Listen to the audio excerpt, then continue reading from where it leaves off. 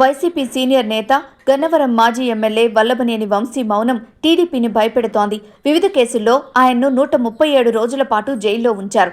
అది చాలదన్నట్లు ఎప్పుడో 18 నెలల క్రితం తనపై అనుచరులతో కలిసి హత్యాయత్నం చేసినట్లు సునీల్ అనే టీడీపీ కార్యకర్త ఫిర్యాదు చేయగా దానిపై విజయవాడ మాచవరం పోలీసులు కేసు నమోదు చేశారు.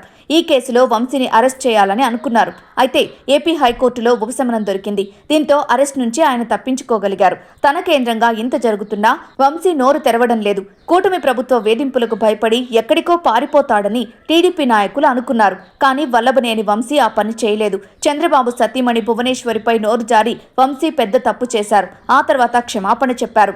అప్పటికే వంశీపై లోకేష్ కత్తి కట్టినట్లు తీవ్ర ఆగ్రహంతో రగిలిపోతున్నారు. తప్పుకు వంశీ తగిన శిక్ష అనుభవించారు. అలాగే రాజకీయంగా వైసీపీ కూడా నష్టపోవాల్సి వచ్చింది. ఇక వల్లభనేని వంశీ పోగొట్టుకోవాల్సిందేమీ మిగల్లేదు.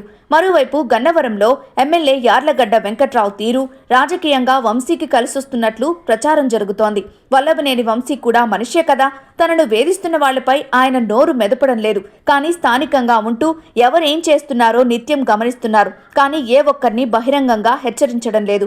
సహజంగా కేసులు నమోదై జైలుకు వెళ్లి వచ్చిన వైసీపీ నాయకులు తమ ప్రత్యర్థులకు చేస్తున్న వార్నింగ్ల గురించి వింటున్నాం. ఉదాహరణకు మాజీ మంత్రులు కాకాని గోవర్ధన్ రెడ్డి, జోగి రమేష్, పేర్ని నాని తదితరులు హెచ్చరికలు ఏ రేంజ్లో సాగుతున్నాయో చూస్తున్నాం, వింటున్నాం. కానీ వంశీ ఎక్కడా నోరు మెదపడం లేదు. బహుశా అధికారంలోకి వచ్చాక ఏం చేయాలో అప్పుడు చూసుకోవచ్చనే ధోరణి కనిపిస్తోంది. అయితే ఏదో ఒకటి మాట్లాడడం సులువు, నోరు జారకపోవడం చిన్న విషయం కాదు.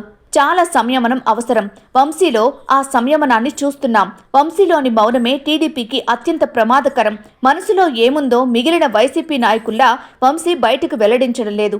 ఇదే గన్నవరం టీడీపీ నాయకుల్ని భయపెడుతోంది. ముఖ్యంగా మంత్రి నారా లోకేష్ విషయంలో వంశీ తీవ్రంగా రగిలిపోతుంటారు. వంశీని టార్గెట్ చేస్తోంది లోకేషే అని అందరూ మాట్లాడుకుంటున్నారు. ఒకరికి మంచి చేయడం చాలా కష్టం, కానీ చెడు తలపెట్టడం సులువు.